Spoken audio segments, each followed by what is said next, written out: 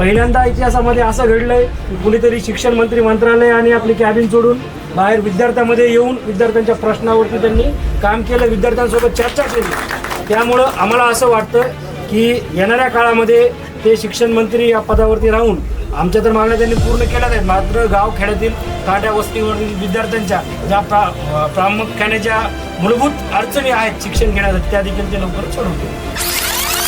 ET paper फुटी झाल्यानंतर महाराष्ट्रामध्ये वेगवेगळ्या जिल्ह्यामध्ये वेगवेगळ्या ठिकाणी बरीचशी आंदोलनं झाली.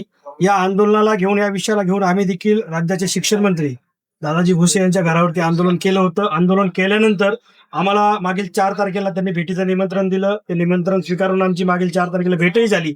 मात्र त्या भेटीमध्ये काही तोडगा निघाला नाही. परत आज आम्ही त्यावेळी भेटीमध्ये 8 दिवसाचा अल्टिमेटम दिला होता.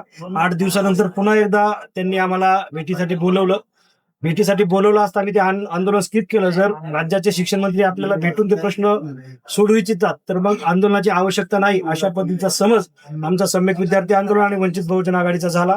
आज आम्ही बसून त्या मागण्या त्यांच्या समोर मांडून समेट घडवून आणण्याचा प्रयत्न या ठिकाणी केला.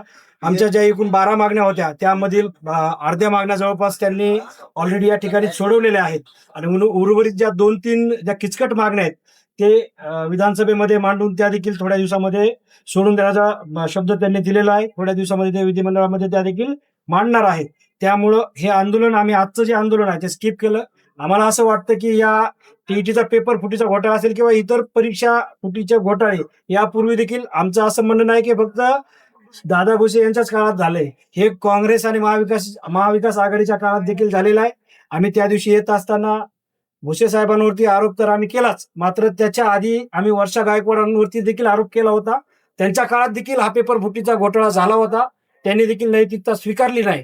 मात्र पहिल्यांदा इतिहासामध्ये असं घडलंय कुणीतरी शिक्षण मंत्री मंत्रालय आणि आपली कॅबिन सोडून बाहेर विद्यार्थ्यांमध्ये येऊन विद्यार्थ्यांच्या प्रश्नावरती त्यांनी काम केलं, विद्यार्थ्यांसोबत चर्चा केली.